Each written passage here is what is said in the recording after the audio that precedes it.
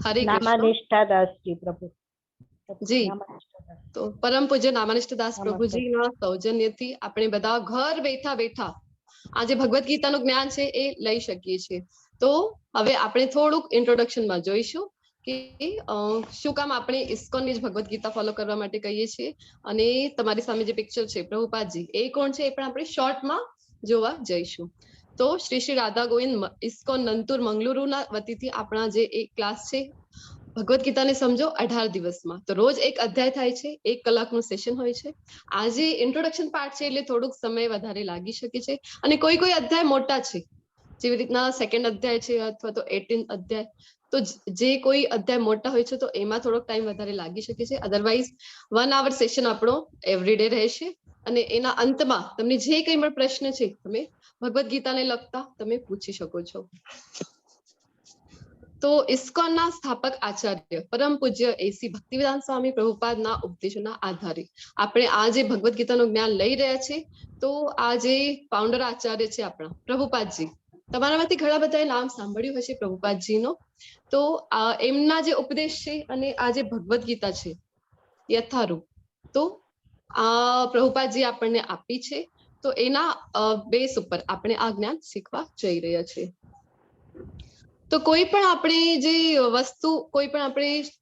વસ્તુ ખરીદીએ પણ, જો કે ભૌતિક જગતમાં કોઈ પણ આપણે ખરીદવી હોય તો આપણે શું કરીએ કે ના રેટિંગ જોઈએ ને. રેટિંગ કેટલા છે? 4 સ્ટાર છે, 5 સ્ટાર છે, કેટલા રેટિંગ એને મળ્યા છે. આજકાલ તો બધું ઓનલાઈન થઈ ગયું છે, તો આપણે વાંચીએ ને રિવ્યુઝ. તો હવે આપણે બધા સૌથી ઇમ્પોર્ટન્ટ આપણી પાસે જે પ્રેશિયસ હોય છે આજકાલ, તો એ છે સમય. તો આપણે બધા અહીંયા સમય ઇન્વેસ્ટ કરવા જઈ રહ્યા છે, જે પ્રેશિયસ ટાઈમ આપણો અહીંયા ઇન્વેસ્ટ કરવા જઈ રહ્યા છે. તો આપણને ખબર હોવું જોઈએ કે શું કામ ભગવદ્ ગીતા જે શીખવું છે એનું શું મહાત્મ્ય છે. તો અહીંયા આપણે એ જોઈશું. શ્રી આદિ શંકરાચાર્ય દ્વારા વર્ણવ્યા મુજબ શ્રીમદ ભગવદ્ ગીતાનો મહિમા જે આપણને આદિ શંકરાચાર્યજીએ આપ્યું છે, તો એમના આધારે આપણે જોઈશું કે શું મહાત્મ્ય છે ગીતાનું. ગીતા શાસ્ત્રમ ઇદમ પુણ્યમ ય પઠેત પ્રયત પુમાન વિષ્ણુપાદમ અવાપ્નોતિ ભય શોકાધિવર્જિત. ભગવદ્ ગીતા દૈવી સાહિત્ય છે. જે તેને ધ્યાનથી વાંચે છે અને તેના નિયમોનું પાલન કરે છે, તે ભગવાન વિષ્ણુનો આશ્રય લે છે અને તમામ ભય અને ચિંતાઓથી મુક્ત થાય છે. હવે દિવસ અને રાત જ્યારથી આપણે ઉઠીએ છીએ, તો આપણા જે પ્રયત્નો હોય છે એ શેના માટે હોય છે? તો ભય અને ચિંતાથી મુક્ત થવા માટે, પણ થઈ શકતા નથી. પણ અહીંયા શંકરાચાર્ય આપણને બતાવી રહ્યા છે કે જો ગીતાના નિયમોનું આપણે પાલન કરીએ, જે ભગવાને પોતે આપ્યા છે ભગવાન વિષ્ણુનો, તો પછી આપણે આશ્રય લઈએ છીએ અને આપણે ભયની ચિંતાથી મુક્ત થઈ શકીએ છીએ. ગીતાધ્યયન શીલસ્ય પ્રાણાયામ પરસ્ય ચ નૈવ સંતિ હિ પાપાની પૂર્વજન્મ કૃતાની ચ. જો કોઈ વ્યક્તિ નિષ્ઠાપૂર્વક અને ગંભીરતાથી ભગવદ્ ગીતા વાંચે છે, તો ભગવાનની કૃપાથી તેના ભૂતકાળના તમામ દુષ્કૃત્યોના પરિણામો તેને અસર કરશે નહીં.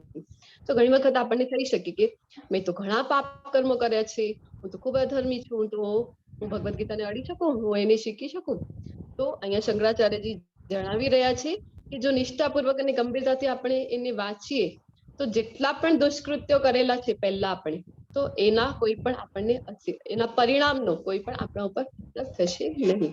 તો જરૂરથી કોઈ પણ વ્યક્તિ ભગવદ્ ગીતાનો અભ્યાસ કરી શકે છે. મલિને મોચનમ પુંસામ જલ સ્નાનમ દિને દિને સકૃત ગીતામ અમૃત સ્નાનમ સંસાર મલનાશિનમ. કોઈ વ્યક્તિ દરરોજ પાણીમાં સ્નાન કરીને પોતાને શુદ્ધ કરી શકે છે. મનુષ્ય જલમાં નિત્ય સ્વચ્છ કરે છે, પણ જો કોઈ ભગવદ્ ગીતા રૂપી પવિત્ર ગંગાજલમાં એકવાર પણ સ્નાન કરે છે, તો તે ભૌતિક જીવન એટલે કે જે ભવસાગર છે એની મલિનતાથી સદા માટે મુક્ત થઈ જાય છે. હવે સ્વચ્છતા માટે આપણે બધા સ્નાન કરીએ છીએ ને, તો અહીંયા તો કીધેલું છે કે આ જે ભગવદ્ ગીતા છે એ કેવું છે, તો ગંગાજલ જેવો, ગંગાજલમાં પણ આપણે કહીએ કે ભૌતિક જગતમાં જે ગંગા નદી વહી રહી છે એ આધ્યાત્મિક છે. તો ગંગાજીમાં આપણે સ્નાન કરીએ તો આપણને બધાને ખબર છે કે આપણા જેટલા પણ પાપ કર્મ છે એ ધોવાઈ જાય છે, મલિનતાથી આપણે મુક્ત થઈ શકીએ છીએ. તો એવી જ રીતે ભગવદ્ ગીતાનો જો આપણે ભગવદ્ ગીતા રૂપી જે ગંગા છે એમાં જો આપણે સ્નાન કરીએ, તો પછી આપણી જે મલિનતા છે એનાથી આપણે સદા માટે મુક્ત થઈ શકીએ. गीतासु गीता कर्तव्या किमन्यो शास्त्र विस्तरे या स्वयं पद्मनाभस्य मुख पद्माद्विनी श्रुता. ભગવદ ગીતા ભગવાનના મુખમાંથી નીકળી છે, તેથી અન્ય કોઈ વૈદિક સાહિત્ય વાંચવાની જરૂર નથી. માત્ર ભગવદ ગીતા સાંભળવી જોઈએ અને ધ્યાનથી અને ખંતથી વાંચવી જોઈએ. માત્ર એક જ પુસ્તક ભગવદ ગીતા પૂરતું છે, કારણ કે તે તમામ વૈદિક ગ્રંથોનો સાર છે અને ભગવાન દ્વારા પ્રવચિત છે. તો ભગવાનના શ્રી મુખથી જે ભગવદ ગીતા નીકળી છે એ કેવી છે, એ જો આપણે વાંચીએ તો આપણને કોઈ પણ વૈદિક સાહિત્ય વાંચવાની જરૂર રહેતી નથી. કારણ કે શ્રીમદ ભાગવતમાં પણ આપેલું છે કે કલયુગના મનુષ્યો કેવા છે, તો કલયુગના મનુષ્યોનું એક તો આયુષ્ય ખૂબ જ ઓછું છે, એ તો આપણે બધાને ખબર છે, અને બીજા મંદ બુદ્ધિ છે, એટલે આપણી પાસે બુદ્ધિ નથી. તો ટાઈમ ઓછું છે આપણી પાસે કે આપણે બધા જે વૈદિક ગ્રંથો છે એનું આપણે જ્ઞાન એ વાંચી શકીએ, એને સમજી શકીએ, અને પછી જો બધા વેદો ભણી પણ લઈએ પણ જો વેદોનો સાર શું છે એ જ આપણને ખબર ન પડે તો પ્રભુપાદજી આગળ પણ આપણને ખબર પડશે કે પ્રભુપાદજી કહે છે કે તો પછી તમને જો વેદોનો સાર ન ખબર પડે તો આ વેદો તમારા વાંચેલા બધા નિરર્થક છે. તો એવી રીતે બધા વેદો વાંચવા માટે આપણી પાસે એટલી બુદ્ધિ નથી, અને વેદો વાંચીને જો એનો સાર ન ખબર પડે, આગળ 15મા અધ્યાયના 15મા શ્લોકમાં ભગવાન પોતે કહે છે કે વેદેશ તો સર્વેર અહમેવ વેદ્યો. તો વેદો જાણીને વેદોનો સાર શું છે એ જાણવું છે. તો વેદોનો સાર શું છે, તો ભગવાન કહે છે કે મને જાણવું. તો એ જ જો ખબર ન પડે તો વેદો વાંચવા નિરર્થક છે. તો અહીંયા આપણને કેવળ એક જ ભગવદ ગીતાનું જો આપણે અધ્યયન કરીએ, અને એ પણ જે મેં તમને હમણાં કહી હતી કે પ્રભુપાદજી દ્વારા જે ભગવદ ગીતા આપણને આપેલી છે, ભગવદ ગીતા યથારૂપ, તો એમાં તમે જયારે જોશો તો તમને ખબર પડશે કે બધા જે પણ ગ્રંથો છે, ભાગવતમ છે અથવા પુરાણો છે, ઉપનિષદો છે, બધાનો સાર ત્યાં આપેલું છે. એક એક શ્લોકને લગતો એનો અર્થ જે છે ભાવાર્થમાં એને લગતા જેટલા પણ બીજા ઘણા બધા ગ્રંથોમાંથી લીધેલા છે. તો એક કેવળ ભગવદ ગીતા પણ આપણે વાંચીએ ને પ્રભુપાદજી દ્વારા આપેલી, તો આપણને એમ થશે કે કેટલા બધા આપણે વાંચન કરી લીધું છે, કેટલા વેદોનો ઉપનિષદોનો આપણે અધ્યયન કરી લીધું છે એવું આપણને થાય. ભારતામૃત સર્વસ્વમ વિષ્ણુવક્ત્રાદ્વિની શ્રુતમ ગીતા ગંગોદકં પીત્વા પુનર્જન્મ ન વિદ્યતે. જે ગંગાનું પાણી પીવે છે તે મુક્તિ પ્રાપ્ત કરે છે, તો ભગવદ ગીતાનું અમૃત પીનારા વિશે શું કહી શકાય. ભગવદ ગીતા મહાભારતનું અમૃત છે, અને તે ભગવાન શ્રી કૃષ્ણ દ્વારા વર્ણવવામાં આવ્યું છે કે હવે બધાને ખબર છે કે ગંગાનું પાણી પીવાથી મુક્તિ પ્રાપ્ત થાય છે. તો ભગવદ ગીતા જે ભગવાનના શ્રીમુખથી નીકળી છે, જો એનું આપણે પાન કરીએ તો પછી તો કહેવાની વાત શું છે કે આપણને કેવી ગતિ મળે.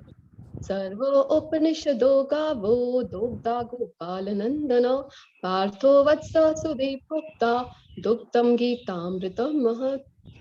આ ગીતોપનિષદ ભગવદ ગીતા જે તમામ ઉપનિષદનું સાર છે, ગાય જેવી છે, અને ગ્વાલપાલા તરીકે ઓળખાતા ભગવાન કૃષ્ણ આ ગાયને દૂધ પીવડાવે છે.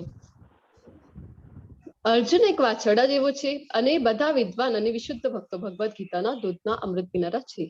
તો અહીંયા એક્ઝામ્પલ આપેલું છે કે જેટલા પણ આજે ગીતાને ઉપનિષદ કહેવામાં આવેલું છે કે ગીતોપનિષદ, તો એ જે ભગવદ ગીતા છે એ બધા ઉપનિષદોનો સાર છે અને ગાય જેવી છે. તો આપણા જે ભગવાન છે શ્રી કૃષ્ણ એ કેવા છે, તો આ બાલ ગોપાલ છે, તો એની ગાયને દોહી રહ્યા છે, અને જે એનું વાછરડું છે એની સાથે અર્જુનને સરખાવવામાં આવ્યું છે.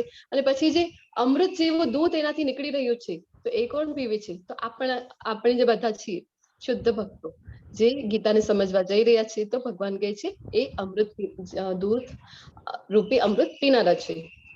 એકમ શાસ્ત્રમ દેવકી પુત્ર ગીતમ એકો દેવો દેવકી પુત્ર એવ એકો મંત્ર તસ્ય નામાની યાની કર્માપેકમ તસ્ય દેવસ્ય સેવા.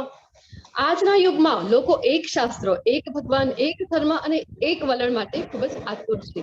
તેથી સમગ્ર વિશ્વ માટે એક જ શાસ્ત્ર હોવું જોઈએ, ભગવદ ગીતા. સમગ્ર વિશ્વ માટે એક જ ભગવાન છે, દેવકીના પુત્ર શ્રી કૃષ્ણ. એક મંત્ર, એક પ્રાર્થના, તેના નામનો જપ કરો. હરે કૃષ્ણ કૃષ્ણ કૃષ્ણ હરે હરે, હરે રામ રામ રામ હરે હરે.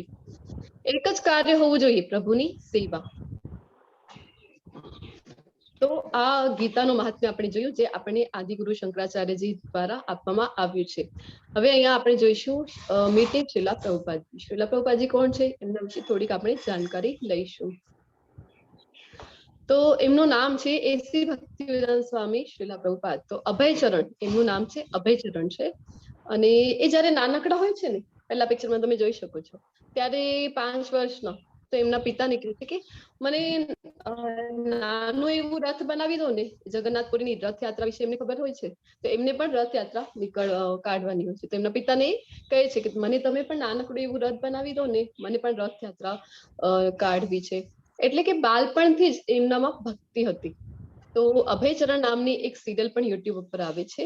ટોટલ એપિસોડ 45 છે. તો જેને કોઈને પણ અનુકૂળતા હોય એ જોઈ શકે છે યુટ્યુબ ઉપર. ખૂબ જ સરસ ઇન્ટરેસ્ટિંગ છે. શ્રીલા પ્રભુપાદજીની આખી સ્ટોરી આપણને ખબર પડી શકે છે ત્યાંથી. તો નાનકડા એવા પ્રભુપાદજી રથયાત્રા કાઢે છે.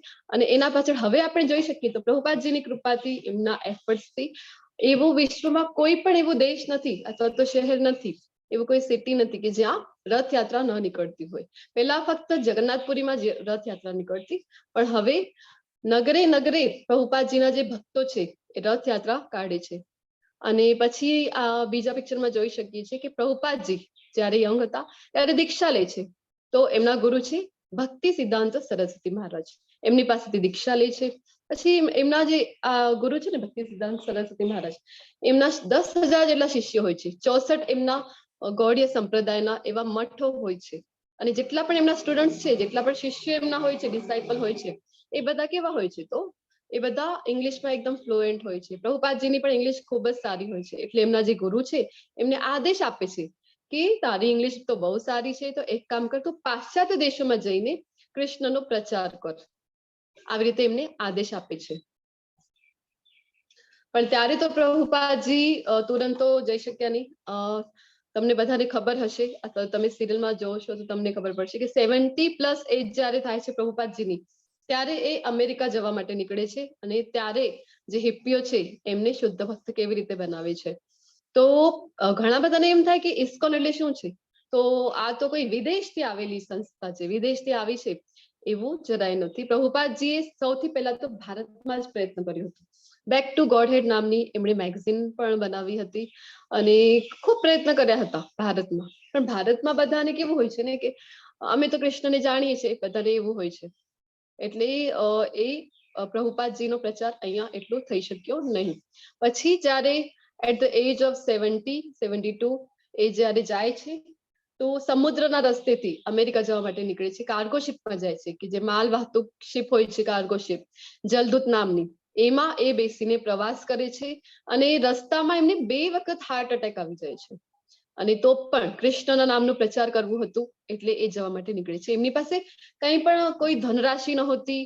અને બસ એમને એટલું જ હતું કે ગુરુએ મને આદેશ આપ્યો છે તો મને જઈને એમનું કાર્ય કરવું છે, કૃષ્ણનો પ્રચાર કરવો છે. આ થિંકિંગ સાથે એ માત્ર અમેરિકા જવા માટે નીકળી ગયા હતા. અને અમેરિકામાં જ્યાં ગયા તો ત્યાં હિપ્પીઓ વચ્ચે એ રહે છે. હિપ્પીઓ એટલે કેવા હતા કે અમેરિકાની સરકારની સામે એ હિપ્પીઓએ બળવો મૂકી દીધો હતો કે એ ખૂબ ત્રાસ આપતા હતા સરકારને. અને દિવસ અને રાત્ર જોઈ શકીએ આપણે તો એ એડિક્શનમાં ડૂબેલા હોય છે, નશામાં જ હોય છે, એટલા એડિક્ટેડ હોય છે. તો એ લોકોને ભગવાનના પવિત્ર નામના કીર્તનથી અને પ્રસાદ ખવડાવીને પ્રભુપાદજીએ એમને પણ શુદ્ધ ભક્તોમાં પરિવર્તિત કરી નાખ્યા હતા. બંકિમસન પાર્ક કરીને અમેરિકામાં એક પાર્ક છે, ત્યાં પ્રભુપાદજી રોજ જાય અને રોજ હરિનામ સંકીર્તન કરે. ત્યાં પછી બધા જે હિપ્પીઓ હતા એ સાંભળે અને પ્રભુપાદજી પહેલા ભગવાનને ભોગ ધરાવતા અને એ પ્રસાદ રૂપે બધાને આપતા. તો એથી ધીરે ધીરે શું થયું કે એમની ચેતનામાં શુદ્ધિ આવી. અને એ જે હિપ્પીઓ એવા દિવસ અને રાત આપણે જોઈ શકીએ કે બધા બેડ હેબિટ્સમાં ડૂબેલા હતા, એવા હિપ્પીઓ પણ ભગવાનના શુદ્ધ ભક્ત બની ગયા. ધોતી કુર્તા પહેરતા થઈ ગયા, તિલક લગાવતા થઈ ગયા. તો આવી રીતે આપણે એક જોઈ કે શોર્ટ જર્ની શ્રીલા પ્રભુપાદજીની કે અરાઇવલ ઇન યુએસએ. તો યુએસએ માં જઈને તમે જોઈ શકો છો કે કેવી રીતે હરિનામ સંકીર્તનનું એમણે ખૂબ પ્રચાર કર્યો. અને પછી જ્યારે ભારત આવ્યા હતા તો ખૂબ એમની સાથે એમના જે શુદ્ધ ભક્તો બની ગયા હતા, એમના બધા શિષ્યો જે છે, ડિસાઇપલ જે છે, અને ખૂબ સારી રીતે ભગવાન પ્રભુપાદજીને મદદ કરે છે. બધા એમનું જે મિશન હતું કૃષ્ણનો પ્રચાર કરવામાં, બધા એમને મદદ કરે છે. તો તમારી સમક્ષ છે શ્રી શ્રી રાધા ગોવિંદજીના વિગ્રહ. તો ઇસ્કોન નંતુર મંગલુરુના આ વિગ્રહ છે. એમની કૃપાથી, કારણ કે એમની કૃપા વગર શક્ય જ નથી કે આપણે ભગવદ્ ગીતાને સમજી શકીએ. તો એમની કૃપાથી, એમના આશીર્વાદથી આપણે ભગવદ્ ગીતાને સમજવા જઈ રહ્યા છીએ. તો આ જે મંગલુરમાં મંદિર છે તો ક્યાં આવ્યું છે? શ્રી શ્રી રાધા ગોવિંદ મંદિર છે, coconut garden road, toll gate, Kadri, મંગલુરુ, Karnataka. કર્ણાટકમાં આ મંદિર આવેલું છે મંગલુરુનું. અને મંદિરના જે પ્રમુખ છે, જે મંદિરના અધ્યક્ષ છે, પ્રેસિડેન્ટ છે, એ છે એચજી નામાનિષ્ઠદાસ પ્રભુજી. તો એ નામાનિષ્ઠદાસ પ્રભુજીનો ફોટો તમારી સમક્ષ છે. તો એ છે બીટેક. ક્યાંથી બીટેક કરેલું છે? તો આઈઆઈટી કાનપુર. તમને બધાને ખબર છે કે આઈઆઈટી કાનપુર થી બીટેક કરવા માટે બધા કેટલા ફાફા માર્યા કરીએ છીએ બધા લોકો, કે કેટલું પ્રેશિયસ ગણાય ત્યાં ભણવું. કે એવી જગ્યાથી ભણેલા છે. ઇન્ફોસિસ જેવી મલ્ટીનેશનલ કંપનીના એમ્પ્લોય હતા. પછી એમની પાસે પણ તમને જેવી રીતે લિંક મળી છે અને લિંકના થ્રુ તમે બધા અહીંયા જોડાયા છો ક્લાસમાં, તો એવી જ રીતે એમને પણ ભગવદ્ ગીતા મળી હતી. એ જ્યારે એમની યંગ એજમાં જ, તો ત્યારે એમને ભગવદ્ ગીતા મળી હતી. અને એક જ રાત્રિમાં એમણે આખી ભગવદ્ ગીતા વાંચી લીધી હતી. અને પછી એમણે ડિસાઈડ કર્યું હતું કે એ હવે એમની જે લાઈફ છે, rest of his life, he decided to give for Krishna consciousness movement. Krishna માટે એમનું જે બાકીનું જીવન છે એ સમર્પિત કરવાનું એમણે વિચાર ત્યારે જ કરી લીધું હતું. તો નામાનિષ્ઠદાસ પ્રભુજી, જે આપણે રાધા ગોવિંદ મંદિરના આપણા પ્રેસિડેન્ટ છે, એમના ઉપર જે ફોટો છે, એમના ગુરુ છે પરમ પૂજ્ય જય પતાકા સ્વામી મહારાજ, અને એમના ઉપર પ્રભુપાદજી, જે જય પતાકા સ્વામી મહારાજના ગુરુ છે. તો આપણે આ જે જ્ઞાન લઈ રહ્યા છે ને, એ ગુરુ શિષ્ય પરંપરામાંથી આવ્યું છે. તો પદ્મ પુરાણમાં 4 ઓથેન્ટિક સંપ્રદાયનું વર્ણન કરેલું છે. આપણે ક્લાસમાં તમે બધા બની રહેજો, આપણે બધી વાતો ડિટેલમાં જોવાના છીએ. તો એમાંથી એક આપણો સંપ્રદાય આવે છે, જે છે કે બ્રહ્મમત્વ ગૌડીય સંપ્રદાય. તો નામ ઓરિજિનલ છે બ્રહ્મમત્વ ગૌડીય સંપ્રદાય, પણ બધાને ન ફાવે એટલે બધાને સરળતાથી આવી જાય એટલા માટે ISKCON, international society for Krishna consciousness, અને ગુજરાતીમાં જોઈએ તો આંતરરાષ્ટ્રીય સંઘ છે, કૃષ્ણ ભાવનામૃતનો આંતરરાષ્ટ્રીય સંઘ. તો કોઈ પણ એમાં સરહદ નથી, દેશ વિદેશ બધી જગ્યાએથી ભક્તો એક જગ્યા ઉપર જોડાઈ શકે એટલા માટે ઇસ્કોન આવું નામ પાડેલું છે. એકચ્યુઅલ નામ છે બ્રહ્મમત્વ ગૌડીય સંપ્રદાય. તો આપણે જોઈશું આગળ પણ કે કેવી રીતે આપણી જે ગુરુ શિષ્ય પરંપરાની કડી જે છે એ છેક કૃષ્ણજી સુધી જોડાયેલી હોવી જોઈએ, તો જ એ ઓથેન્ટિક સંપ્રદાય ગણવામાં આવે છે. અને અહીંયા ઇસ્કોનમાં તમે જોઈ શકો, જ્યારે પણ તમે આગળ પણ જ્ઞાન લેશો તો તમને ખબર પડશે કે જે કંઈ પણ આપણે શીખી રહ્યા છે ને, એ બધો શાસ્ત્રોક્ત છે. બધાનો ક્યાં ને ક્યાં તમને શાસ્ત્રથી સંદર્ભ મળી રહેશે. તો ભગવદ્ ગીતાનો અર્થ શું છે? અહીંયા ભગવદ્ ગીતાનો અર્થ આપેલું છે કે ભગવદ એટલે કે ભગવાન, અને ભગવાન દ્વારા ગીત રૂપમાં આ બોલાવવામાં આવ્યું હતું, એટલે એને ભગવદ્ ગીતા તરીકે ઓળખવામાં આવે છે. હવે તમને બધાને શું લાગે છે ભગવદ્ ગીતા વિશે, એ તમે બધા જણાવો. તમે ચેટ બોક્સમાં પણ લખી શકો છો, અથવા તો અનમ્યુટ કરીને પણ તમે કહી શકો છો. એક અર્થ તમારી સમક્ષ છે, બીજો અર્થ તમને શું લાગે છે ભગવદ્ ગીતાનો શું અર્થ છે? હરે કૃષ્ણ. હા માતાજી, ભગવદ ગીતા ભગવાનના સ્વયં મુખેથી આવેલું છે.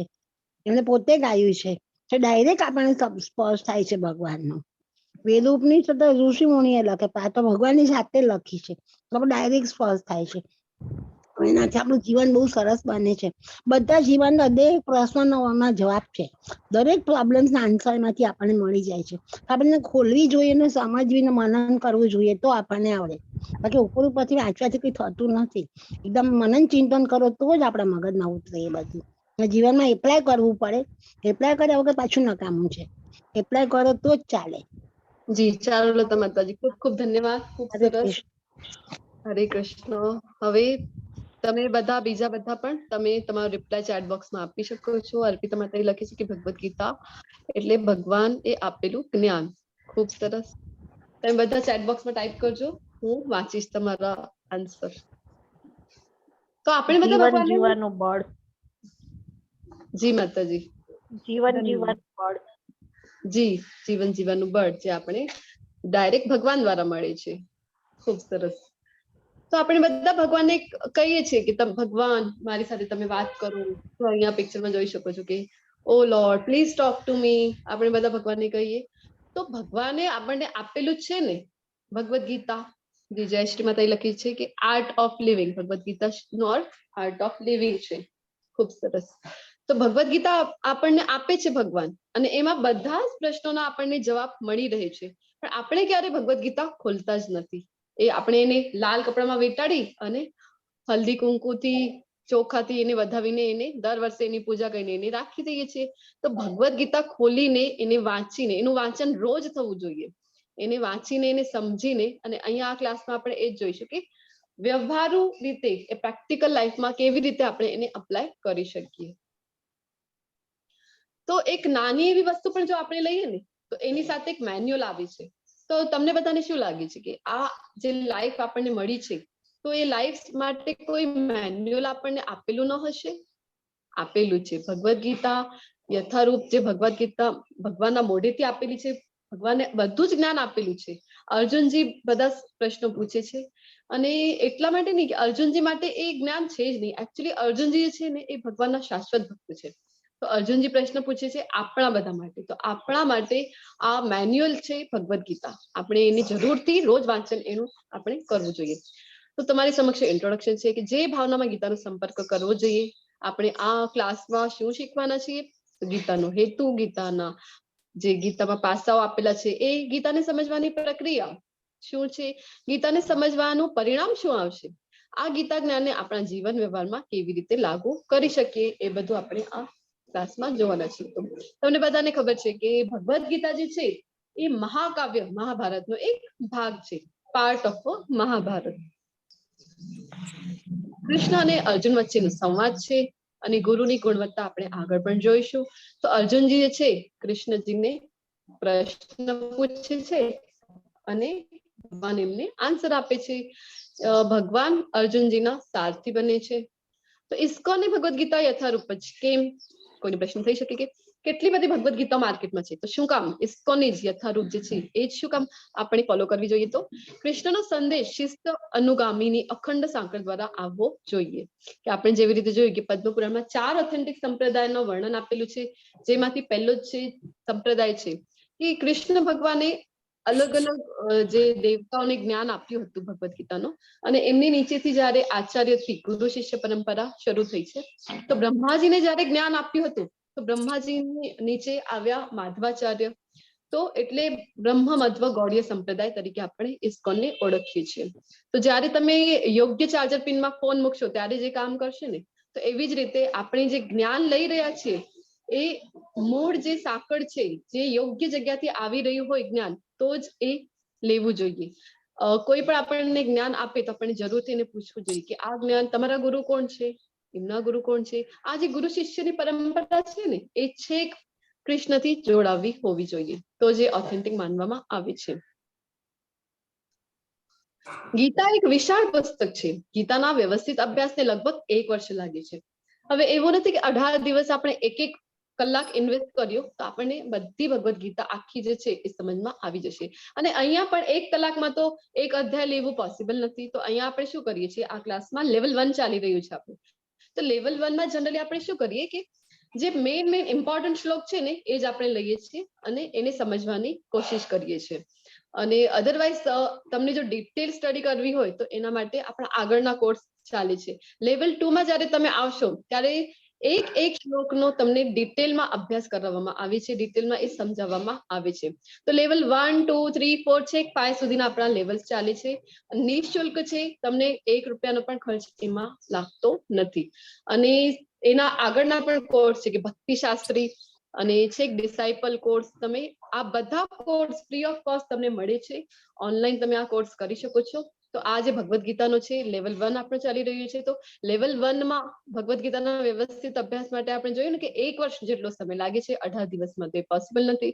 તો 18 દિવસમાં આપણે શું કરીએ છીએ કે જે ભગવદ ગીતાના ડિટેલ અભ્યાસ માટે તમે બધાને અમે રેડી કરાવવાનો પ્રયત્ન કરીએ છીએ કે તમને હજી એ ડિટેલમાં જ્ઞાન લેવા માટે તમને ઉત્સુકતા થાય. અહીંયા આપણે આ કોર્સ લેવલ 1 થી પણ ઘણા બધા આપણા જે કોન્સેપ્ટ છે એ ક્લિયર થવાના છે, નો ડાઉટ.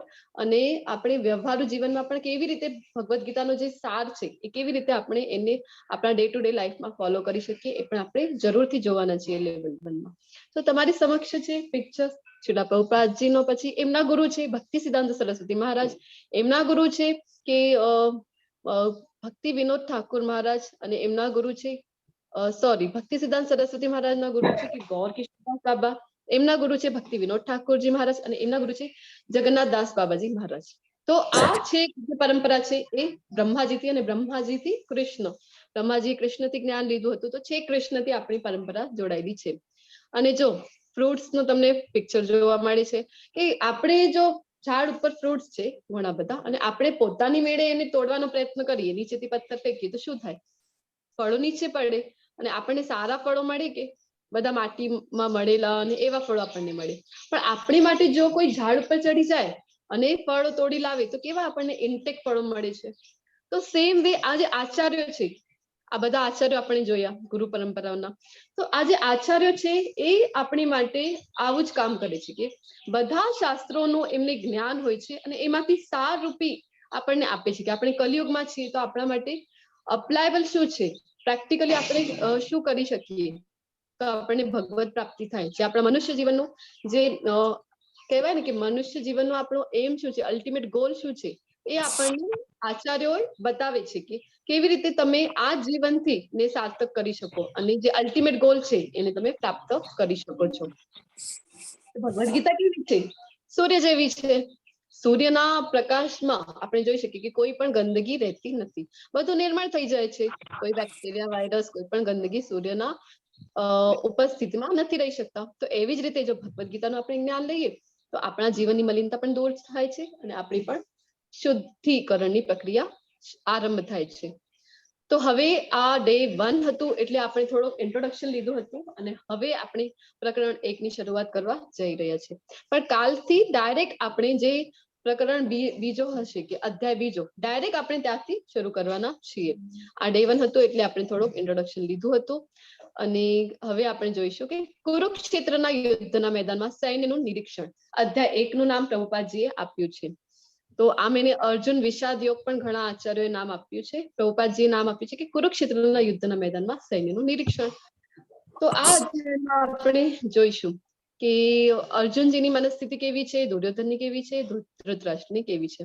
તો ભગવદ ગીતામાં ટોટલ 700 શ્લોક છે, 700 શ્લોક છે, જેમાંથી ભગવાન કૃષ્ણએ કીધા છે 574 શ્લોક, અર્જુનજી બોલ્યા છે 84 શ્લોક, સંજયજી બોલ્યા છે 41 અને કેવળ એક પહેલું શ્લોક બોલ્યા છે ધૃતરાષ્ટ્રજી.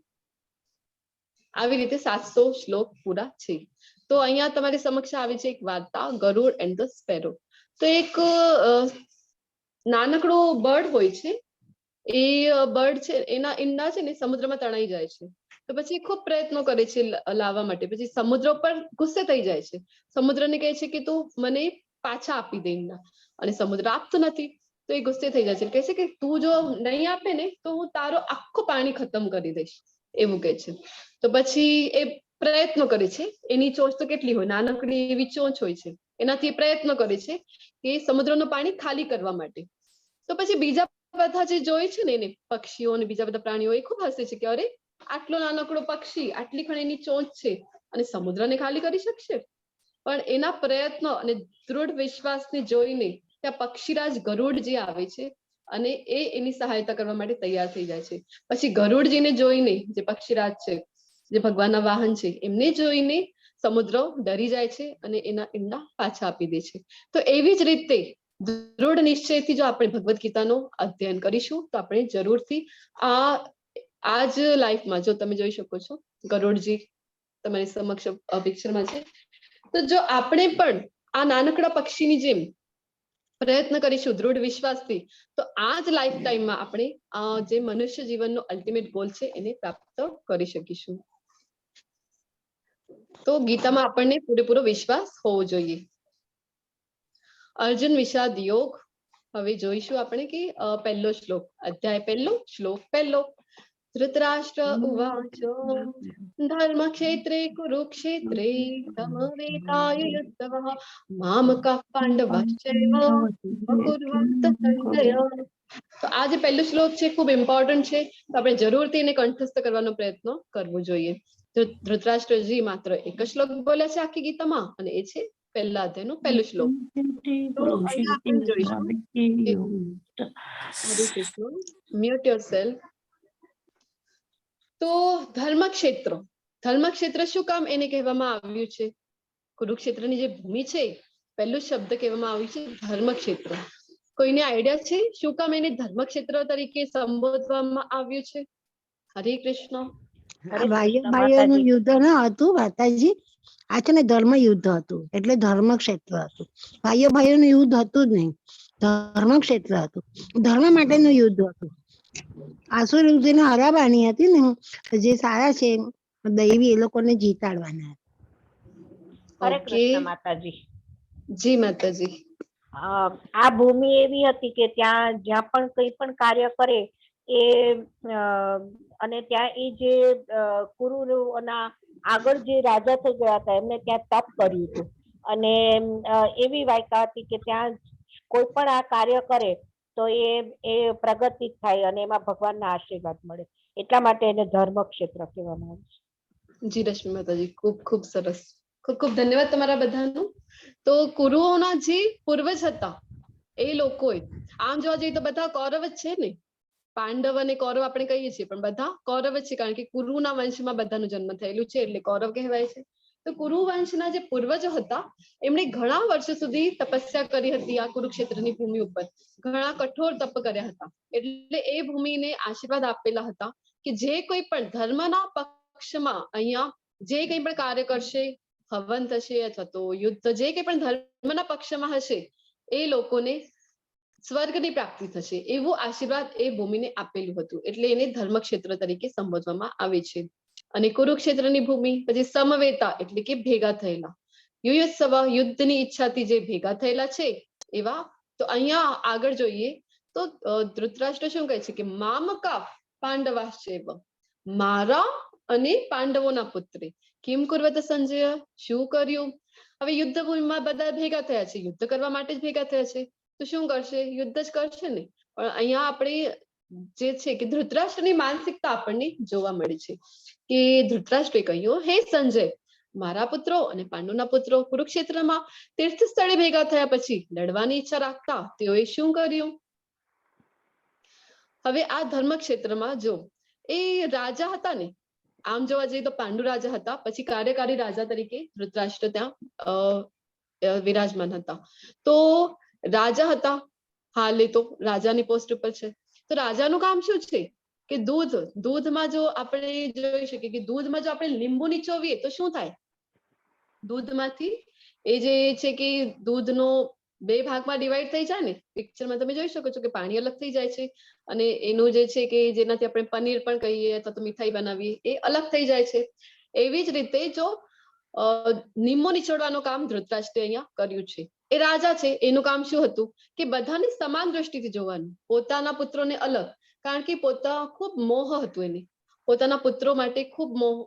આમ તો જોઈએ તો આપણે ભૌતિક જગતમાં તો એમને આંખો નહોતી એટલે એવી રીતે તો આંધળા હતા, પણ આધ્યાત્મિક દૃષ્ટિથી પણ ધૃતરાષ્ટ્ર જે છે એ આંધળા હતા અને ખૂબ મોહમાં હતા, પુત્રના મોહમાં હતા.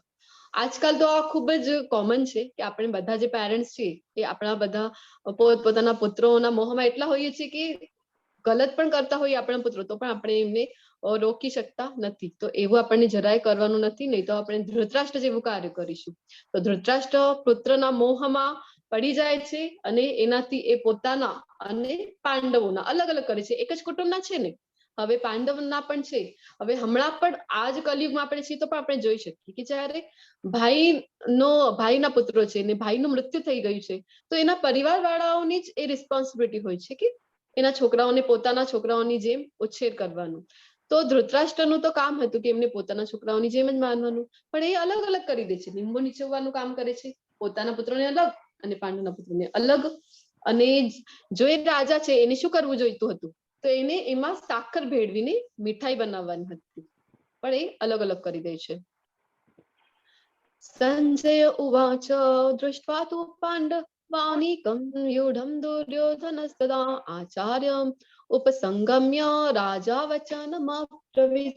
સંજય કહ્યું, રાજા પાંડુના પુત્રો દ્વારા લશ્કરી રચનામાં ગોઠવેલી સેનાને જોયા પછી, હરે કૃષ્ણ, કાઇન્ડલી મ્યુટ યોરસેલ્ફ. રાજા દુર્યોધન તેના ગુરુ પાસે ગયો અને નીચેના શબ્દો બોલ્યા કે પછી જોયું જ્યારે કે આ જે અધ્યાય છે એમાં આપણે જોવાના છે કે સૈન્ય નિરીક્ષણ જ થવાનું છે. તો પહેલા દુર્યોધન સૈન્ય નિરીક્ષણ કરે છે. એને જોયું કે સામેના પક્ષમાં બંને પક્ષ છે, એક સાઈડ પાંડવ છે, એક સાઈડ કૌરવ, અને બંને પક્ષમાં પાંડવોની સાઈડમાં છે 7 અક્ષૌહિણી સેના અને કૌરવોની પક્ષમાં છે 11 અક્ષૌહિણી સેના. 7 અક્ષૌહિણી સેનાનું પણ જે અરેન્જમેન્ટ હતું, જે વ્યૂહ રચના હતી એટલી સારી રીતે કરેલી હતી. એનું જ્યારે ઓવરવ્યુ કરે છે દુર્યોધન, ત્યારે એ પોતાના ગુરુ દ્રોણાચાર્ય પાસે જઈને એમની સાથે શું વાર્તાલાપ કરે છે એ સંજય હવે જણાવવાના છે. તો આપણે જોઈશું. આ જે અધ્યાય છે એમાં આપણે જોવાના છે કે 3 જણની માનસિકતા આપણે પહેલા જોયું, એક ધૃતરાષ્ટ્રની, પછી અર્જુનજીની અને દુર્યોધનની. તો દુર્યોધનને ડર લાગે છે, જેના કારણે એ ગુરુ પાસે જઈને શું કહે છે આપણે જોઈશું.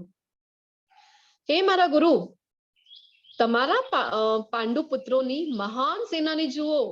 શું કહે છે કે પશ્યેતામ પાંડુ પુત્રાણામ આચાર્ય મહતિમ ચમુમ વ્યુઢામ દ્રુપદ પુત્રેણ તવ શિષ્યેણ ધીમતા. તો વ્યુઢામ દ્રુપદ પુત્રેણ, કોણ હતા દ્રુપદના પુત્ર? કોણ હતા? હરે કૃષ્ણ, શું નામ હતું એમનું?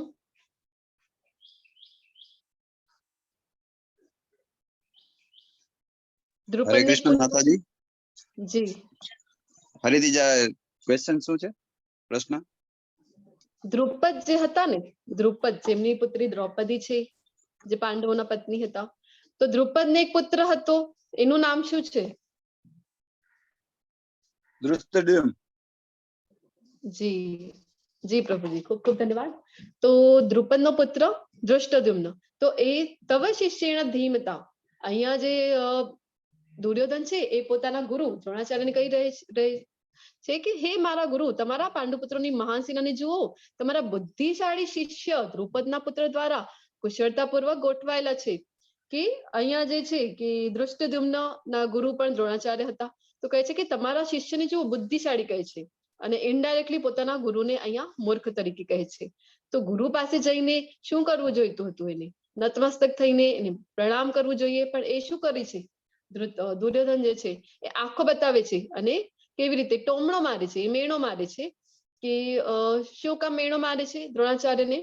કારણ કે બધાને ખબર હતી કે ધૃષ્ટદ્યુમ્ન જે છે એમનો જન્મ જ દ્રોણાચાર્યને મારવા માટે થયું હતું.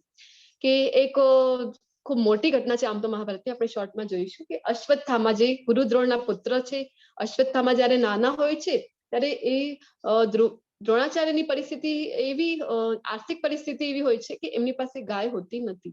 તો પોતાના પુત્રને દૂધ પીવડાવવા માટે પણ એમની પાસે ગાય નહોતી. અને પછી એક દિવસ જોઈ છે પોતાના પુત્રને, અશ્વત્થામાને, તો એના હોઠ ઉપર લોટનું પાણી હતું. લોટનું પાણી અથવા તો ચૂનાનું પાણી, ઘણા શાસ્ત્રોમાં એવું પણ વર્ણન છે. તો જયારે જોઈ છે તો એમને ખૂબ ખરાબ લાગે છે કે અરે, મારા પુત્ર માટે મારી પાસે ગાય પણ નથી. તો જયારે નાના હતા ને દ્રુપદ અને દ્રોણાચાર્ય, ત્યારે ગુરુકુલમાં સાથે ભણતા હતા. તો એક વખત શું થયું હતું કે દ્રોણાચાર્ય ગુરુકુલમાં દ્રુપદની જે કહેવાય ને કે પ્રાણની રક્ષા કરી હતી, તો એમનું જીવ બચાવ્યું હતું. ત્યારે દ્રુપદે કહ્યું હતું, કારણ કે રાજકુમાર હતા, તો કીધું હતું કે મોટો થઈને હું તો રાજા બનવાનો છું, ત્યારે હું તને જ્યારે પણ જરૂર પડીશ ને ત્યારે એવી જ રીતે હું પણ તારી મદદ કરીશ. તો એ યાદ આવી જાય છે દ્રોણાચાર્યને કે દ્રુપદે મને એવું વચન આપ્યું હતું. તો એ જાય છે કે પોતાનો મિત્ર હવે તો ખૂબ મોટો થઈ ગયો હતો અને પાંચાલ નરેશ બની ગયો હતો. તો એમની પાસે જઈને એ કહે છે કે ત્યાં સૈનિકો આવે છે, તો એમને કહે છે કે દ્રુપદને મને મળવું છે. તો સૈનિકો હસે છે કે શું કામ? તો કહે છે કે હું મિત્ર છે મારા દ્રુપદ. તો બધા હસે છે કે અરે, આવા મિત્ર, કે રાજા તો કેટલા મોટા પાંચાલ નરેશ છે ને એમનો મિત્ર એવું દરિદ્ર. તો પછી એ જયારે જાય છે તો બધા હસી ઉડાવે છે સભામાં. તો દ્રુપદને પણ શરમ આવી જાય છે. તો એ કહે છે કે જો તું મને યાચક તરીકે માગે તો હું તને એકની અનેક ગાયો આપું, પણ મિત્ર તરીકે હું તને સ્વીકાર તારું હું કરું નહીં, કારણ કે મિત્રતા તો બરાબરી વાળામાં થાય છે. તું એક દરિદ્ર બ્રાહ્મણ છે, હું એટલો મોટો રાજા બની ગયો છું. તો પછી આવી રીતે અપમાનિત કરે છે ગુરુ દ્રોણને.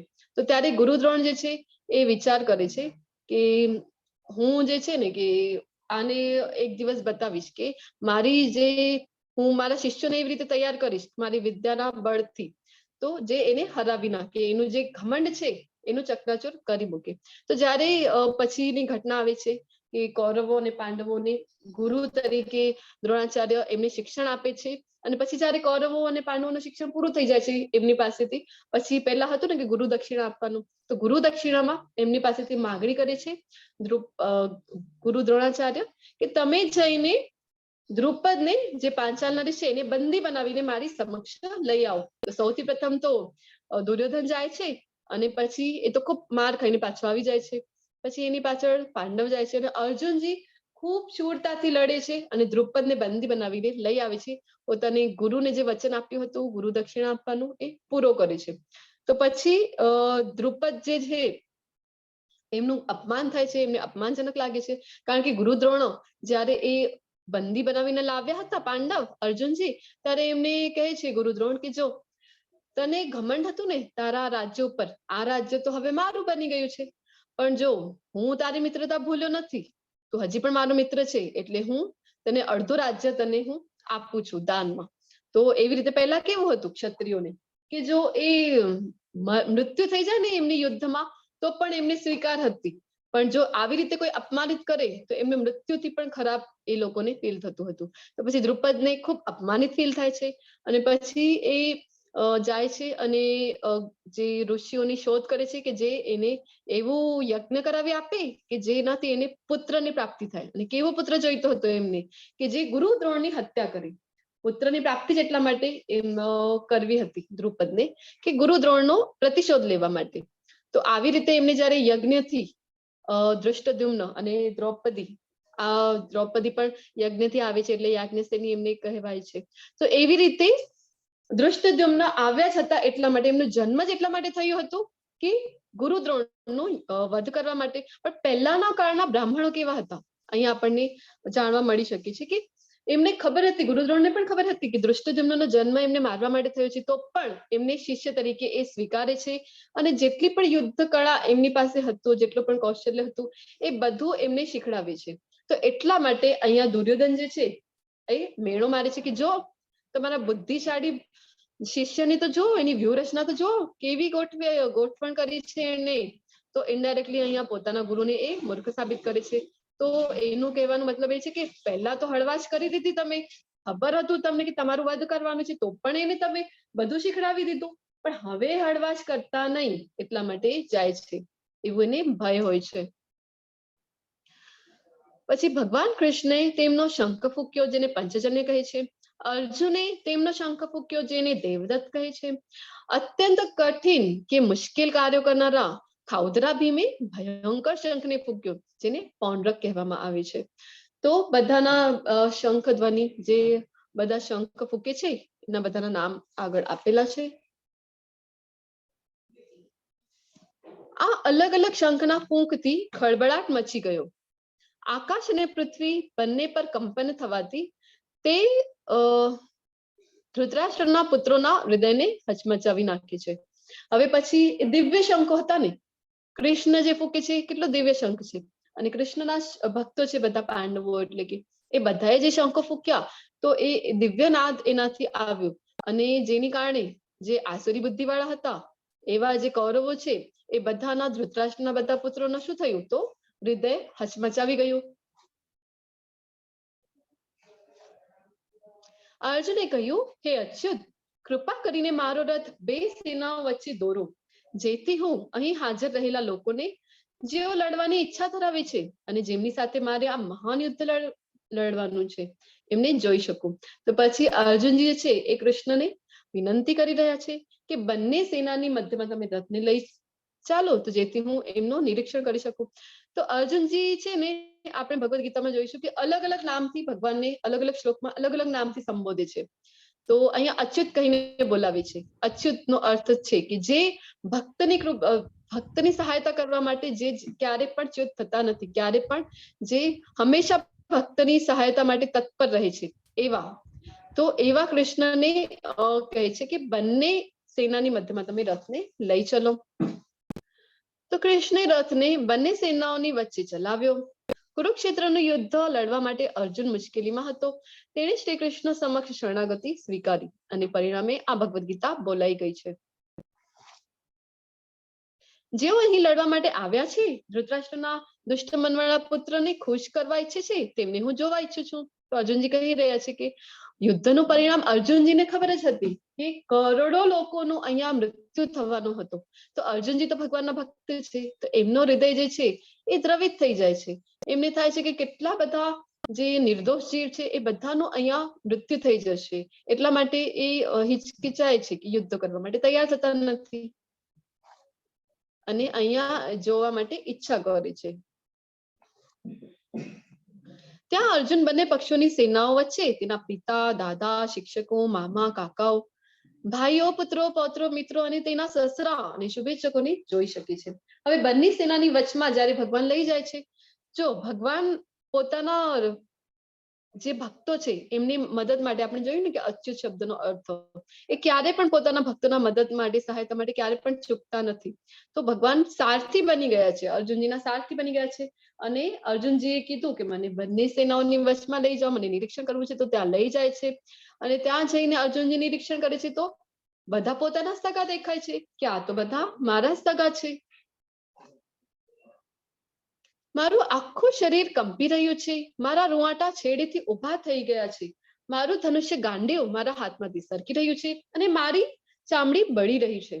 તો પછી અહીંયા અર્જુનજી કહે છે કે જ્યારે જોયું તો સામેની પક્ષમાં તો બધા મારા સગાઓ છે, તો એ લોકોને કેવી રીતે મારા કેટલા પ્રિયજનો છે, મારા ગુરુ છે, તો એ લોકોની હત્યા હું કેવી રીતે કરી શકું? તો એટલા માટે અર્જુનજી કહે છે કે અર્જુનજી એવું કહી રહ્યા છે, આમ તો યુદ્ધ કરવા માટે જ બધા એકત્રિત થયા છે, અર્જુનજીની પણ સહમતિ હતી એટલે જ આ યુદ્ધ થઈ રહ્યું છે. અને પછી હવે અહીંયા આવીને અર્જુનજીને દુઃખ થઈ રહ્યું છે, વિષાદ કરે છે. એનું કારણ એ છે કે ભગવાને એમને યોગ માયામાં મૂકી દીધા છે. ભગવાન જે છે ને એ પોતાના ભક્તને યોગ માયામાં મૂકી દે છે, તો જ એમની સાથે લીલા કરી શકે, એટલા માટે. તો અહીંયા અર્જુનજી કહે છે કે મારું ગાંડીવ જે છે એ મારા હાથમાંથી સરી રહ્યું છે અને મને કંપન થઈ રહ્યું છે. આ બધા ગુણો ભગવાનને અર્જુનજી બતાવી રહ્યા છે. તો એક જ દૃશ્યની વિવિધ પ્રતિક્રિયાઓ. તો આપણે જોયું ને કે એક જ દૃશ્ય છે, યુદ્ધ માટે ભેગા થયેલા છે, પણ 3 જણની પ્રતિક્રિયાઓ કેવી અલગ અલગ છે. તો સૌથી પ્રથમ આપણે જોયું ધૃતરાષ્ટ્રની પ્રતિક્રિયા. ધૃતરાષ્ટ્ર મારું મારું કરે છે અને જનરલી આપણે પણ આજકાલ આપણે પોતાની ધૃતરાષ્ટ્ર સાથે જો સરખામણી કરીએ તો આપણે પણ દિવસથી સવારથી માંડીને રાત્રે સુધી શું કરીએ કે મારું મારું મારું બધું આપણને મેળવવાનું હોય છે. ભૌતિક જગતમાં જ આપણે એટલા ઓતપ્રોત હોઈએ છીએ. તો એવી જ માનસિકતા છે અહીંયા ધૃતરાષ્ટ્રની. પછી બીજી માનસિકતા આપણે જોઈ તો એ હતી દુર્યોધનની. દુર્યોધનને ડર લાગે છે. એ કેવી રીતે આપણે જોયું ને કે આંખો કાઢીને પોતાના ગુરુ પાસે જઈને કેવી રીતે બોલે છે, તો એમને ડર છે. અને ત્રીજી માનસિકતા આપણે જોઈ ભગવાનના જે ભક્ત છે અર્જુનજી એમની, તો એમને વિષાદ થઈ રહ્યું છે કે એક તરફ આપણે જોયું કે ડર અને ઇન્સિક્યોરિટી જે ધૃતરાષ્ટ્રને હતી એવી માનસિકતા, તો બીજી બાજુ ભગવાનના ભક્તને શું થઈ રહ્યું છે અહીંયા કે વિષાદ થઈ રહ્યું છે, દુઃખ થઈ રહ્યું છે કે મારા કારણે આટલા બધા લોકોનું મૃત્યુ થશે.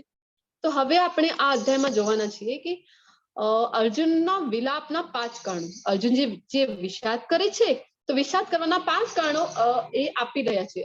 કૃષ્ણને કહે છે કે આ કારણ છે એટલે મને યુદ્ધ નથી કરવું. તો એવા આમ જોવા જઈએ તો 4 કારણો અધ્યાય 1 ના છે અને જે 5મું કારણ છે ને અનિશ્ચિતતા, એ કારણ આપણે જોઈશું બીજા અધ્યાયમાં. તો આવી રીતે ટોટલ 5 કારણો અર્જુનજી આપે છે. તો પહેલું જ કારણ છે કરુણા.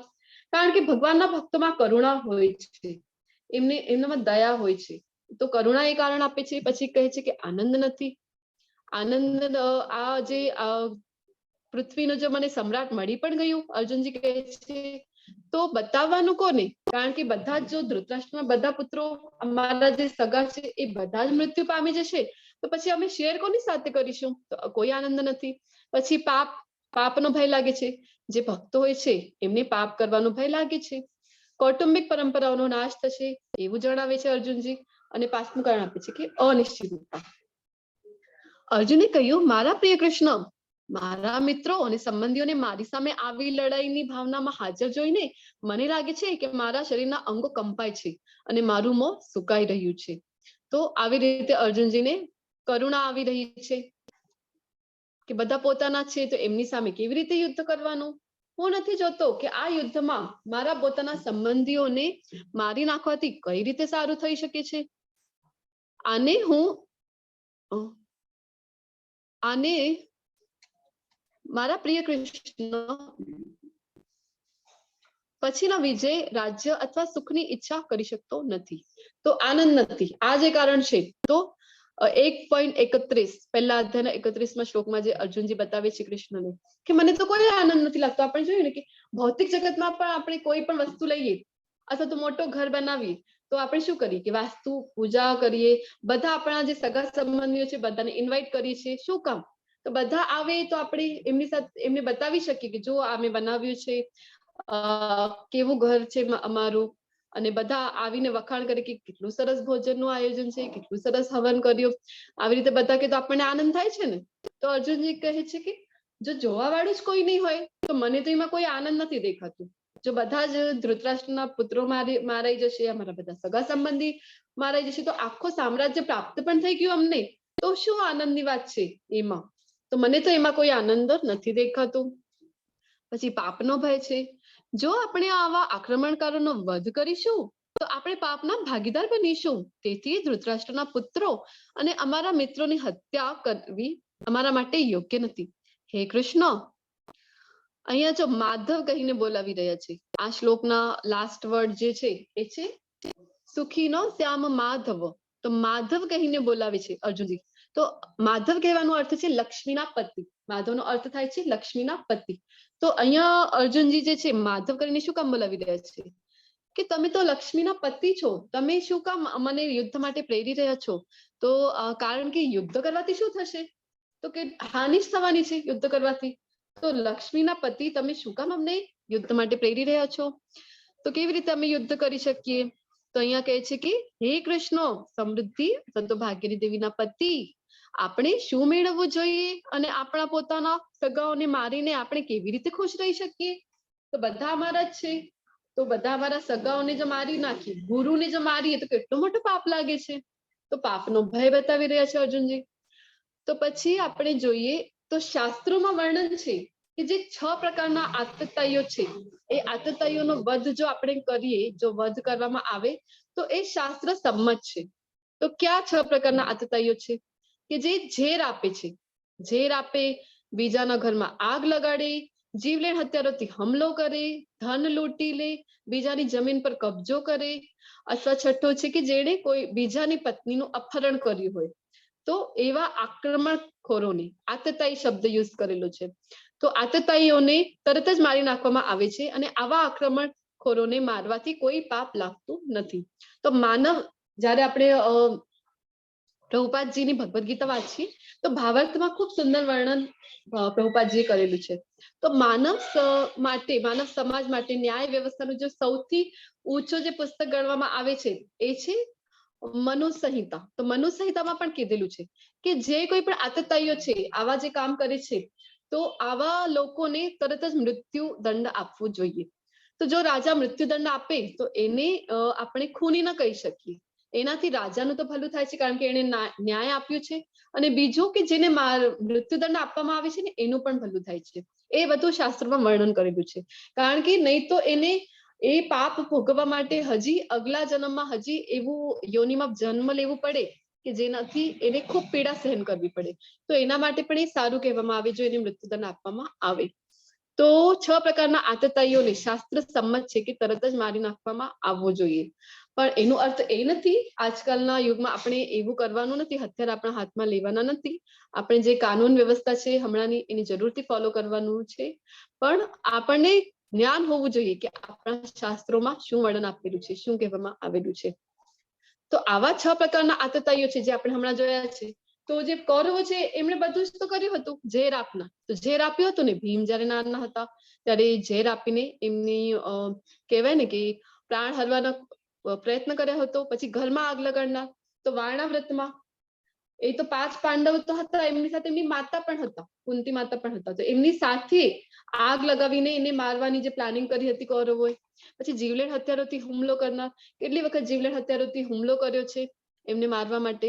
અને ધન લૂંટનાર, એમની જે ઇન્દ્રપ્રસ્થ નગરી હતી કે આપણે જોયું કે મહાભારતની ઘટનાનું બધાને ખ્યાલ છે, તો કેવી રીતે ધન લૂંટી લે છે. હરે કૃષ્ણ.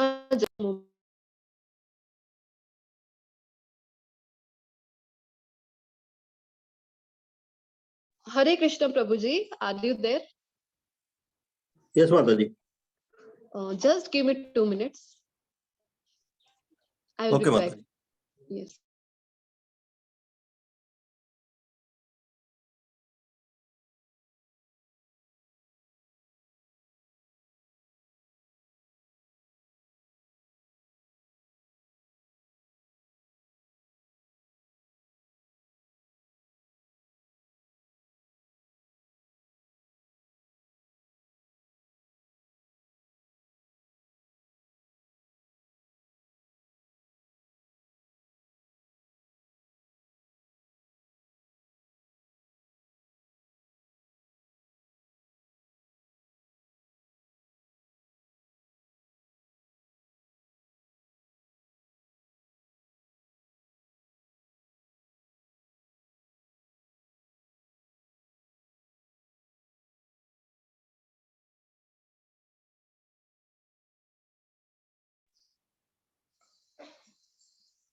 હરે કૃષ્ણ. હરે કૃષ્ણ. તો આપણે જોઈ રહ્યા હતા કે ધન લૂંટનાર તો ઇન્દ્રપ્રસ્થ નું ધન કેવી રીતે દ્યોત ક્રીડામાં ચાલાકી કરીને લૂંટી લે છે જે કૌરવો છે. પછી બીજાની જમીન પણ કબજો કરનાર, આખી નગરી ઇન્દ્રપ્રસ્થ એમની કબજો કરી લે છે અને બીજાની પતિનું અપહરણ કરનાર, તો દ્રૌપદીનું કેવી રીતે અપમાન કરે છે. તો બધા 6 પ્રકારના જે આતતાઈઓનું વર્ણન કરેલું છે શાસ્ત્રોમાં, તો કૌરવો જે છે 6 પ્રકારના આતતાઈઓમાં આવે છે. તો એમનો જે વધ જો કરવામાં આવે, એમને મારી નાખવામાં આવે તો કોઈ પણ પાપ લાગતું નથી, શાસ્ત્રમાં એવું વર્ણન છે. પછી જ્યારે કુટુંબમાં અધર્મ અગ્રણી હોય છે ત્યારે હે કૃષ્ણ કુટુંબની સ્ત્રીઓ પ્રદૂષિત થઈ જાય છે અને સ્ત્રીત્વના અધોગતિથી ઓવૃષ્ણિના વંશજ અનિચ્છનીય સંતાન આવે છે. તો પછી કયું રીઝન આપે છે 1.40 માં અર્જુનજી? તો કહે છે કે કૌટુંબિક પરંપરાનો નાશ થશે. કારણ કે અહીંયા આ જે યુદ્ધ છે એમાં કરોડો લોકોનું મૃત્યુ થવાનો હતો. તો આટલા બધા લોકોનું જયારે મૃત્યુ થાય છે તો પછી શું થશે આગળ? તો એમના કુળમાં જે પુરુષો છે, જે વડીલો છે, એ જ નહીં રહે. એ જો યુદ્ધમાં એમની હનન થઈ ગયું છે, એમની મૃત્યુ થઈ ગઈ છે, તો પછી ઘરમાં કોણ રહે છે? તો સ્ત્રીઓ અને બાળકો. તો પછી ઘરની જે પરંપરા હોય છે, પિંડદાન કોણ કરશે? આવા સંસ્કારો જે છે એ પુત્રોમાં આપવામાં આવે, ઘરના સભ્યોમાં આપવામાં આવે. જો વડીલો જ ન હોય તો સંસ્કારો કેવી રીતે આપવામાં આવશે? અને ઘરમાં જો પુરુષો જ નહીં હોય તો પછી શું થશે? તો સ્ત્રીઓ જે છે ને એ કેવી હોય છે? તો સ્ત્રીઓ ખૂબ જ સેન્સિટિવ હોય છે ને, સુકોમળ હૃદયની હોય છે. કોઈ પણ એમને ઇમોશનલ ખૂબ હોય છે, તો કોઈ પણ એમને બહેલાવી ફુસલાવી શકે છે. તો એવી રીતે કૌટુંબિક પરંપરાનો નાશ થઈ શકે છે. તો આ રીઝન જે છે અર્જુનજી આપે છે. પછી અનિશ્ચિતતા, જે આપણે કાલના અધ્યાય એટલે કે જે બીજો અધ્યાય છે એમાં જોવાના છે 2.6 માં. તો એ પણ આ જ અધ્યાયથી લખતું છે, એટલે અહીંયા આપણે એ શોર્ટમાં જોઈ રહ્યા છીએ. તો ન તો આપણે જાણીએ છીએ કે કયું વધુ સારું છે. હવે અર્જુનજી કહે છે કે મને તો એ જ ખબર નથી પડતી કે અમારી માટે સારું શું છે, તેમને જીતવું અથવા તેમના દ્વારા જીતાવવું. જો આપણે ધૃતરાષ્ટ્રના પુત્રને મારી નાખ્યા તો આપણે જીવવાની પરવા ન કરવી જોઈએ, છતાં તેઓ હવે યુદ્ધભૂમિ પર આપણી સામે ઉભા છે. તો આ જે અનિશ્ચિતતા થાય છે, અનિર્ણાયકતા, કન્ફ્યુઝનની સ્થિતિમાં આવી રહ્યા છે, તો એ 5મો રીઝન અર્જુનજી આપી રહ્યા છે. અર્જુન આમ યુદ્ધભૂમિ પર બોલ્યા પછી પોતાનું ધનુષ્ય ને બાણ ફેંકીને રથ પર બેસી ગયો. તેનું મન દુઃખથી ભરાઈ ગયું. હવે સંજયજી જે છે એ વર્ણન કરી રહ્યા છે ધૃતરાષ્ટ્રના સમક્ષ. તો હવે આપણે જોઈશું કે અર્જુનજીના યુદ્ધ ન કરવાના 5 કારણો તો જોયા, પણ અર્જુનજી યુદ્ધ જીતી જાય છે એના 9 કારણો આપણે જોવાના છીએ. તો પહેલું જ કારણ છે કે એ ધર્મક્ષેત્ર હતું. આપણે જોયું ને કે ધર્મક્ષેત્રને આવું વરદાન મળેલું હતું કે જે કોઈ પણ ધર્મના પક્ષમાં અહીંયા જે પણ કાર્ય કરશે, હવન કરશે અથવા યુદ્ધ કરશે, જે પણ ધર્મના પક્ષમાં કાર્ય કરશે એને સ્વર્ગની ગતિ મળશે. તો આ ધર્મક્ષેત્ર છે. તો અર્જુન ધર્મના પક્ષમાં છે એટલે એ જગ્યાનું પણ એને બળ મળે છે. પછી દૈવી રથ, અર્જુનજી પાસે જે રથ હતું એ અગ્નિદેવે આપેલું રથ હતું, તો દૈવી રથ એમની પાસે છે. પછી કપી ધ્વજ છે, એમની ધ્વજા જે હતી, રથની ધ્વજા, એના ઉપર હનુમાનજી અંકિત હતા. હવે આપણને થાય કે હનુમાનજી તો આવ્યા હતા રામ ભગવાનના કાળમાં એ તો ત્રેતા યુગ હતું અને આ જે વાત થઈ રહી છે એ તો દ્વાપર યુગમાં ચાલી રહી છે ઘટના. તો અહીંયા કેવી રીતે હનુમાનજી આવ્યા? તો લેવલ 2 માં આપણે ડિટેલમાં જોઈશું. પછી રીઝન છે કે શંખનાદ, તો ભગવાન કૃષ્ણે પોતાનો પાંચજન્ય શંખ ફૂક્યો હતો અને બધાએ પોતાના દિવ્ય શંખો ફૂક્યા હતા. તો આ શંખનાદ એક રીઝન છે. પછી અર્જુનજી પાસે જે ધનુષ છે ગાંડીવ એ એક કારણ હતું. એ જે ગાંડીવ ધનુષ્ય છે ને એને કોઈ ઉપાડી પણ ન શકે એટલો એ હેવી છે અને અર્જુનજી એને સરળતાથી ઉપાડી પણ શકે છે અને ખૂબ સારી રીતે એનાથી લક્ષ્ય પણ વેધી શકે છે. તો આવું જે ધનુષ્ય હતું ગાંડીવ ધનુષ્ય અર્જુનજી પાસે હતું. પછી ત્યક્ત જીવિતા એટલે કે નેગેટિવ પ્રિડિક્શન, એટલે કે દુર્યોધન જે છે ને એ નેગેટિવ પ્રિડિક્શન કરે છે કે અહીંયા જો બધા જયારે એ ગુરુ દ્રોણ સાથે વાત કરે છે ને ત્યારે એમ કહે છે કે મારી માટે બધા અહીંયા મરવા માટે પ્રાણ ત્યાગવા માટે તૈયાર છે. હવે બધા તો અહીંયા આવ્યા હતા યુદ્ધ લડવા માટે, પણ દુર્યોધન શું કહે છે કે બધા મારી માટે પ્રાણ ત્યજવા માટે પણ તત્પર છે, તૈયાર છે. તો એ શું થયું? તો નેગેટિવ પ્રેડિક્શન. આપણે કહીએ ને કે કાંઈ પણ હોય તો આપણે કહીએ ને કે શુભ શુભ બોલો, સારું બોલો. તો એવી રીતે દુર્યોધન નેગેટિવ પ્રેડિક્શન કરે છે. તો ત્યક્ત જીવિતા દુર્યોધનની પણ એક કારણ છે અર્જુનને યુદ્ધ જીતવા માટેનું. પછી એ જે દિવસ હતું એ હતું મોક્ષદા એકાદશીનું દિવસ. પછી ભાગ્યની લક્ષ્મી ત્યાં સાક્ષાત વિરાજમાન હતી, કારણ કે એ કૃષ્ણની પત્ની છે ભાગ્યની દેવી જે છે લક્ષ્મી. તો એ પોતાના સ્વામી વિના એક ક્ષણ પર રહી શકતા નથી, એટલે જ્યાં કૃષ્ણ છે ત્યાં ભાગ્યની દેવી પણ છે. અને ઋષિકેશ. હરે કૃષ્ણ પ્રભુજી, એમ આઈ ઓડિબલ? યસ માતાજી. ઈરા સોની માતાજીનો હાથ ઉપર હેન્ડ રેઝ હતો, એમને ઓડિયો નતો આવતો બંદા સુધી હમણાં, પણ હવે કનેક્ટ થઈ ગયો લાગે છે. તમે કન્ટિન્યુ કરો. Okay, thank you. તો અને પછી 9મો જે કારણ છે એ છે ઋષિકેશ. ઋષિકેશ છે તો પોતે ત્યાં હાજર છે, કૃષ્ણ પોતે ત્યાં હાજર છે. આ એક સૌથી મોટો કારણ છે. તો અર્જુનના યુદ્ધ જીતવાના આ 9 કારણો છે. તો તમે બધા પણ એ નોટ્સ બનાવી શકો છો. જે 5 કારણો આપણે જોયા એ તમે નોટ ડાઉન કરી શકો છો કે યુદ્ધ ન કરવાના જે કારણો અર્જુનજી આપી રહ્યા છે અને આ જે 9 કારણો છે કે જેના કારણે અર્જુનજી યુદ્ધ જીત્યા છે. આ તમે નોટ્સ બનાવી શકો, અથવા તો તમને પાછળથી ગ્રુપમાં તમે બની રહ્યો છો તો ગ્રુપમાં તમને વિડીયો મળશે, તો પાછળથી તમે જોઈને પણ ફરીથી નોટ્સ બનાવી શકો છો. તો કુલ 18 અધ્યાય છે અને 700 શ્લોક છે, આપણે જોઈ ગયા છીએ. તો પ્રભુપાદજી કહે છે કે પહેલા જે 6 અધ્યાય છે એ છે કે કર્મયોગ ઉપર. તો એક સેન્ડવિચનો અહીંયા પિક્ચર તમને જોવા મળે છે કે પહેલા 6 અધ્યાય, આખરીના 6 અધ્યાય અને વચમાંના 6 અધ્યાય. તો પહેલા 6 અધ્યાયમાં કર્મયોગનું જ્ઞાન આપવામાં આવેલું છે, તે કર્મયોગ કહેવામાં આવે છે. પછી આખરીના જે છેલ્લા જે 6 અધ્યાય છે એમાં જ્ઞાન વિશે ડિટેલમાં બતાવવામાં આવેલું છે, એટલે એને જ્ઞાન યોગ કહેવામાં આવે છે. અને બંનેના વચમાં જે છે ભક્તિ યોગ, ખૂબ જે ઇમ્પોર્ટન્ટ, એટલે કે સેન્ડવિચ છે તો સેન્ડવિચના વચમાં જે ક્રીમ હોય છે તો એ જે છે એ સાર જે છે, સાર રૂપી ભક્તિ યોગ વચમાં આપેલું છે. એટલે વચના જે 7 થી લઈને 12મા અધ્યાય સુધીના જે અધ્યાય છે એને ભક્તિ યોગ કહેવામાં આવે છે. તો હવે ભગવદ્ ગીતામાં આપણે 5 વિષયો વિશે ડિટેલમાં ઇન્ફોર્મેશન મેળવવાના છીએ, જાણવાના છીએ. પહેલું છે કે ભગવાન. તો ભગવાન કોને કહેવાય, ભગવાનની ડેફિનેશન આપણે જોઈશું. તો તમે બની રહેજો, તમને ધીરે ધીરે બધા તમારા ડાઉટ્સ ક્લિયર થશે. બધા આપણે ડિટેલમાં જોઈશું કે ભગવાનની ડેફિનેશન શું છે, શાસ્ત્રોક્ત બધું આપણે જોવા જઈ રહ્યા છીએ. પછી જીવ એટલે કે આપણે બધા જે ભૌતિક જીવો છે. પછી પ્રકૃતિ, જે ભૌતિક પ્રકૃતિ આપણી આસપાસ છે એના વિશે ડિટેલમાં જોઈશું. કર્મ, કયા કર્મ કરીએ તો કેવી ગતિ થાય એ બધું ડિટેલમાં જોઈશું. અને કાળ, કાળ એટલે કે જે સમય છે. તો અહીંયા આપણે પૃથ્વીલોક ઉપર છીએ તો આપણો જે સમયગણના છે, અને પછી ઉપરના બધું આપણે ગોલોકચાર્ટમાં ડિટેલમાં જોઈશું કે આપણું જે ભૌતિક જગતમાં આપણે જે લોકમાં છીએ એ ક્યાં આવે છે. એના ઉપરના 6 લોક હજી છે અને નીચેના 7 લોક હજી, એટલે ટોટલ 14 લોક છે.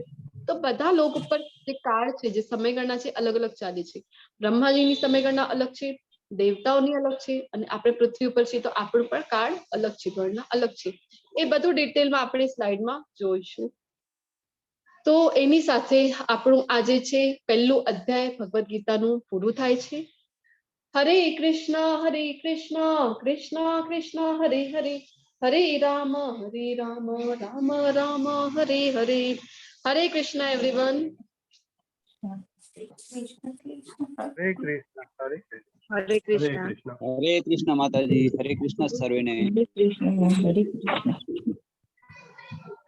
તો આની સાથે આપણું પહેલું અધ્યાય આપણે પૂરું કર્યું છે. કાલે આપણે ડાયરેક્ટ બીજા અધ્યાયથી શરૂઆત કરીશું, એટલે આપણે આજ જે એક્સ્ટ્રા ટાઈમ ગયું છે એ સવારેથી લઈ જાય. તો હવે